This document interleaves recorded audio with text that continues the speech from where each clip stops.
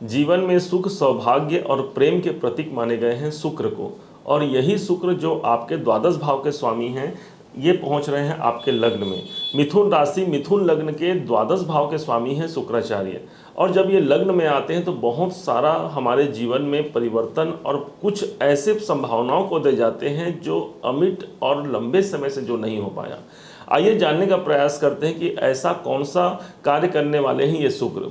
तो आपको बता दें कि ये शुक्र जो है 2 मई 2023 से लेकर के 30 मई 2023 तक, मतलब लगभग 27 दिन का इनका गोचर होने वाला है आपके लग्न में। मिथुन राशि के लग्न में ही गोचर होने वाला है। तो जब लग्न में शुक्राचार्य आ जाएंगे तो लग्न को क्या माना गया है? लग्न को शरीर माना गया हमारा। तो जब शरीर भाव पे शुक्र आ जाए तो शुक्र को कैसा माना गया है? सौंदर्य का प्रतीक। तो इस टाइम पर देखेंगे, इस 27 दिनों तक आप अपने ऊपर ज़्यादा काम करेंगे। हाँ, मतलब अपने ऊपर काम करेंगे, मतलब शुक्र, सुंदरता आ गया, मतलब कैसे मैं सुंदर दिखूं, कैसे मैं अच्छा दिखूं, मेरी पर्सनालिटी कैसी अच्छी रहे, मेरा व्यक्तित्व कैसे रहे। और विशेष तौर पर ध्यान रखेंगे, शुक्र जो है आकर्षण का कारक माना गया है। इसलिए मिथुन लग्न में यदि आपका जन्म हुआ है तो आप देखेंगे कि आप अपने आकर्षण इस समय पर ज़्यादा बढ़ जाएंगे, आपकी ब्यूटी ज़्यादा बढ़ जाएगी, लोग आपसे ज़्यादा जुड़ पाएंगे और आपसे अट्रैक्ट होते हुए आपसे प्रभावित भी होंगे। क्योंकि माना जाता है आकर्षण का सबसे बड़ा यदि कोई ग्रह है तो वो है शुक्र। अब यही लग्न पर आ गए हैं। और यही नहीं, यहाँ पर शुक्र जब आते हैं तो हमारे जीवन में बहुत से रास, रंग और खूबसूरत मतलब वातावरण को यहाँ पर प्रफुल्लित कर देते हैं। उस ऐसे एक माहौल क्रिएट कर देते हैं कि बस अब तो हम ही हैं। अब यहाँ पर समझने का प्रयास करना है, ध्यान से समझिएगा आप कि ये द्वादश भाव के स्वामी हैं और पंचम भाव के स्वामी हैं। तो जब पंचमेश और द्वादशेश यदि लग्न में आए तो इसका सबसे बड़ा प्रभाव क्या होगा? भाई पंचम भाव के स्वामी लग्न पर आ रहे हैं। पंचम माने ये तो स्वयं आपके प्रेम का भाव हो गया। प्रेम का भाव यदि पंचम लगन में आ जाए तो इससे बहुत सुंदर, अच्छा संजोग मानेंगे, सुंदर संजोग मानेंगे। यदि जो लोग लव रिलेशन में हैं, जो ऑलरेडी जो प्रेम के संबंध में हैं, उनके लिए इसे बहुत अच्छा मानेंगे। और अपने जो शादीशुदा है तो दाम्पत्य जीवन में भी शुक्र का गोचर जब लग्न में होता है तो दाम्पत्य जीवन में भी बहुत अच्छी संभावना यहाँ पर देते हैं। पंचम भाव आपके संतान है, संतान भाव का स्वामी लग्न में आना क्या मानेंगे भाई? संतान भाव का स्वामी जब लग्न में आएगा तो इसे ऐसा मानेंगे कि संतान से हम ज़्यादा प्रेम करेंगे, संतान के प्रति हमारी रुचि बढ़ जाएगी। संतान जो हमारे हैं, जो बच्चे हैं, उनके लिए क्या करना है, कैसे करना है, भविष्य की योजनाएं बनाएंगे। हो सकता है इस टाइम पर अपने छोटे बच्चों के साथ में आप घूमने, या आपके बच्चे होंगे तो उनके साथ घूमने फिरने, कुछ इंजॉयमेंट का समय यहाँ पर शुक्र बनाएंगे। क्योंकि शुक्राचार्य जब लगन में होंगे तो बहुत सी गतिविधियाँ यहाँ पर हमको दिखाते हैं। अब यही नहीं, पंचम भाव ही आपका एजुकेशन है, एजुकेशन भाव के स्वामी लग्न में गए हैं तो यहाँ पर शुक्र जो है अच्छी एजुकेशन के भी प्रतीक है। तो जो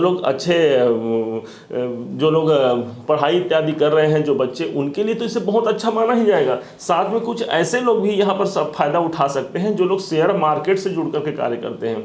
विशेष तौर पर जो मार्केटिंग से जुड़े हुए हैं, जो शेयर मार्केट से जुड़े हुए हैं, उनके लिए भी यहाँ पर कुछ पॉजिटिव यहाँ पर देखने को मिल सकता है। अब यही नहीं, यहाँ पर शुक्र द्वादश भाव के स्वामी है तो थोड़ा सा सतर्क कहाँ रहना है। तो द्वादश भाव के स्वामी जब लग्न में आएंगे तो सबसे ज़्यादा सतर्कता की आवश्यकता है अपने खर्चों पर।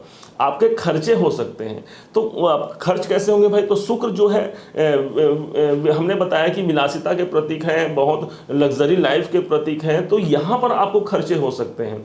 जब व्यय भाव का स्वामी ही लग्न में आ जाए, अपने ऊपर खर्चे हो सकते हैं। हो सकता है मुझे अपने लिए, आप जैसे कि मिथुन लगन के हैं, मिथुन राशि के हैं, तो अपने ऊपर आप खर्च करेंगे। आप ऐसा मानिए, कोई कपड़ा हो गया, अच्छा कोई कपड़ा खरीद ले, कुछ हमारा बहुत दिन से सपना चल रहा था कि ये मुझे पूरा करना है। इस टाइम पर, इस 27 दिनों पर, 2 मई से लेकर के 30 मई के बीच में, यहाँ पर वो भी संभावना यहाँ ज़्यादा बन जाएगी कि कोई खर्चे आप अपने ऊपर पर कर दें। क्योंकि ये इन्वेस्टमेंट का समय होता है, इन्वेस्टमेंट भाव का स्वामी अपने से द्वितीय भाव पर गया है, ये एक हो गया तो इसका दूसरा भाव ये हो गया, तो कोई धन निवेश करने का भी यहाँ पर सुअवसर मिल सकता है। अब बात करते हैं इनकी दृष्टि की।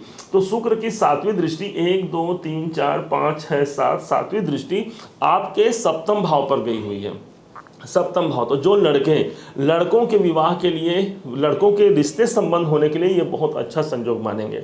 वैसे जो कन्याएं हैं, जो लड़कियां हैं, इनके लिए भी अच्छा होगा, परंतु लड़कों के लिए ये ज़्यादा अच्छा माना जाएगा। क्यों? क्योंकि भी शुक्र जो है वो पत्नी का कारक है, तो लड़कों को पत्नी प्रदान करेगा। तो जिनके विवाह में विलंब की संभावना है, जो बहुत दिनों से जीवन साथी का खोजने का प्रयास कर रहे हैं परंतु कहीं पर फिक्स नहीं हो पा रहा है, तो यहाँ पर ये 27 दिनों में शायद कोई रास्ता दिख जाए, शायद कोई ऐसा रिश्ता दिख जाए जो आपके दाम्पत्य जीवन को अनुबंधित कर दे।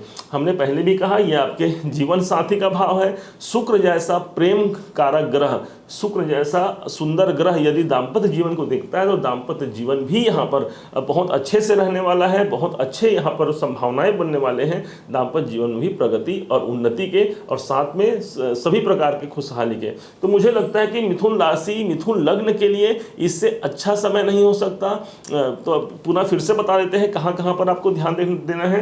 तो एक तो लगन आपको अपने आप पर खर्च करना पड़ सकता है। आप बहुत सुंदर दिखने वाले हैं, बहुत आपकी पर्सनालिटी रहेगी, लोग व्यक्तित्व में आपका निखार आएगा और लोग आपसे मिलने, आपसे बात करने के लिए ज़्यादा प्रभावित होंगे। ललायित तो होंगे परंतु आपसे मिलकर के प्रभावित होंगे।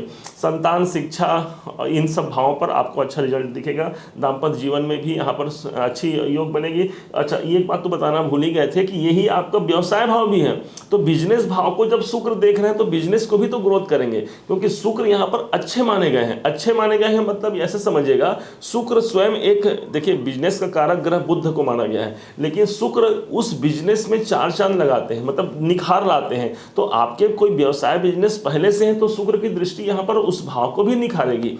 तो अब यहाँ पर ये समझेंगे, यहाँ पर कुछ खर्च की संभावना है, तो अपने निवेशों को, अपने खर्चों को, अपने इन्वेस्टमेंट को बड़ी सतर्कता रखने की आवश्यकता है, अन्यथा कुछ खर्च होने की संभावना है। एक बात और, जब द्वादश भाव का स्वामी लग्न में आता है तो चिकित्सालय संबंधी कोई छोटे मोटे खर्च हो सकते हैं। तो इस टाइम पर अपने आप को बहुत मजबूत रखना है, चिकित्सालय संबंधी व्यय से बचना है।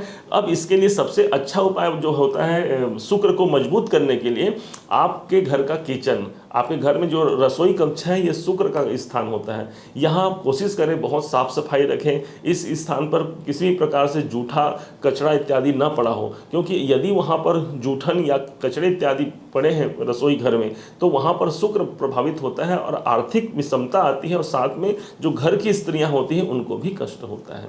उम्मीद है आप सभी मिथुन राशि के जातक जातिकाएं इसे भली भांति समझ पाए होंगे। यदि आपने इसे भली भांति समझा, मेरा प्रयास आपको सार्थक लगा तो अपना लाइक और कमेंट जरूर कीजिएगा। बहुत प्रभाव मिलता है मुझे जब आप एक लाइक और कमेंट करते हैं, और साथ में आपने अभी तक यदि चैनल को सब्सक्राइब नहीं किया है तो सब्सक्राइब करके भी रखिएगा। अभी ऐसे ही बहुत अच्छे ज्ञानवर्धक वीडियो आने वाले हैं। पुनः एक बार फिर आप सभी का जीवन मंगलमय हो, इन्हीं शुभकामनाओं के साथ। जय श्री राम।